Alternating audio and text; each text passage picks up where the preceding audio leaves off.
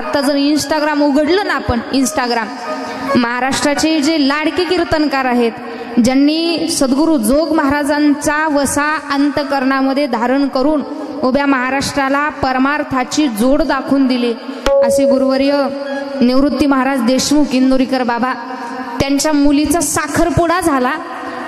अगदी साध्या पद्धतीत त्यांनी साखरपुडा केला, परंतु खाली त्यांना एवढ्या वाईट कमेंट यायला लागल्या, एवढ्या वाईट कमेंट आल्या. मला तर असं वाटतं महाराष्ट्रामध्ये लहानापासून तर मोठ्यापर्यंत भगवंताच्या सभा मंडपामध्ये त्याच माणसानं बसवलं असेल काय.